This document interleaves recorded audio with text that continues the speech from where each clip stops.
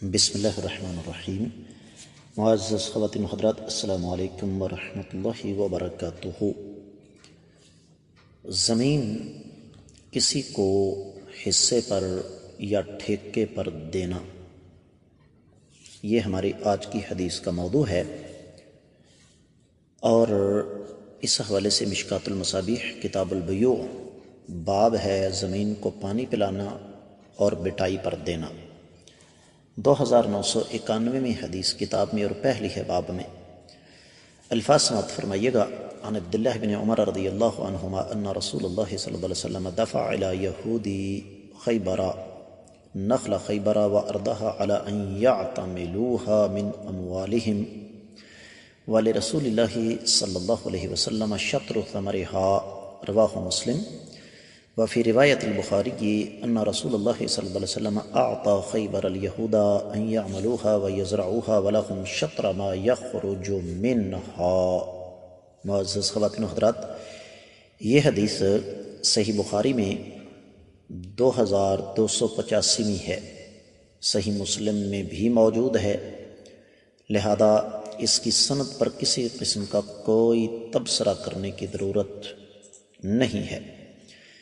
اور حدیث کے راوی سیدنا عبداللہ بن عمر رضی اللہ تعالی عنہما، کائنات کے امام صلی اللہ علیہ وآلہ وسلم کے جلیل القدر صحابی کے بیٹے۔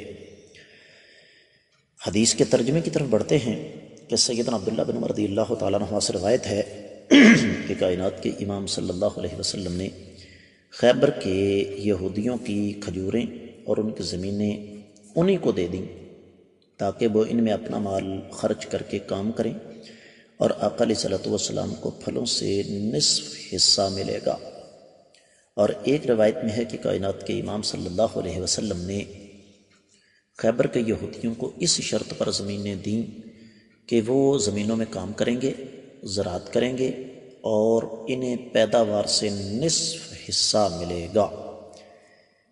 معزز خواتین و حضرات، سوال یہاں پر یہ ہے کہ ہم نے اوپر موضوع لکھا زمین ٹھیکے پر دینے کی شرعی حیثیت، لیکن یہاں تو بات حصے کی ہو رہی ہے۔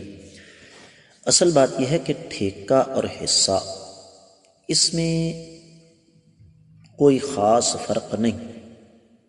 اس کی وجہ یہ ہے کہ ٹھیکہ بھی اس زمین کا ہی حصہ ہوتا ہے۔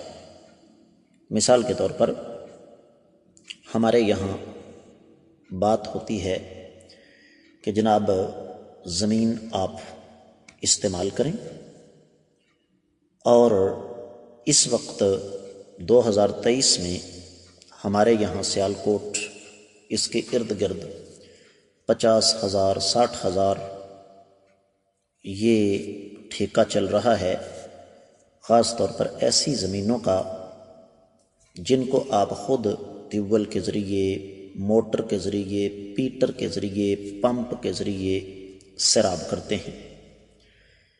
جو نہری زمینیں ہیں یقیناً وہاں پر ٹھیکہ زیادہ ہے۔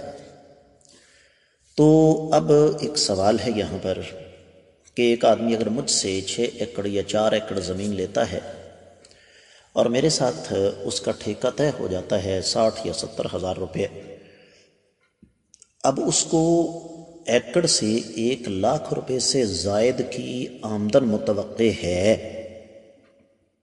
تو جبھی وہ مجھ سے لے رہا ہے نا۔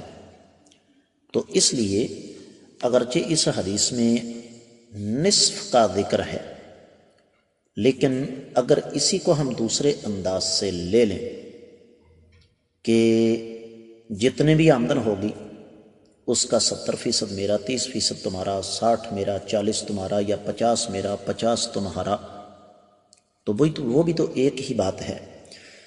لہذا اس حدیث سے یہ پتہ چلتا ہے کہ زمین ٹھیکے پر دینا جائز ہے۔ امید ہے کہ انشاءاللہ آپ کو اس حدیث کی اچھی طرح سمجھ آ گئی ہوگی۔ ان اسباق کو صدقہ جاریہ سمجھ کر زیادہ سے زیادہ آگے نشر کیجیے، چینل کو سبسکرائب کریں، ساتھ لگے گھنٹی کے بٹن کو ضرور دبائیں تاکہ تازہ ترین اسباق آپ کو ملتے رہیں۔ ویڈیو کو لائک کیا کریں، شیئر کیا کریں، کامنٹ سیکشن میں آ کر دینی محبت کی بنا پر اپنے خیالات کا اظہار ضرور فرمائیں۔ آج کے سبق سے اجازت دیں۔ السلام علیکم ورحمۃ اللہ وبرکاتہ۔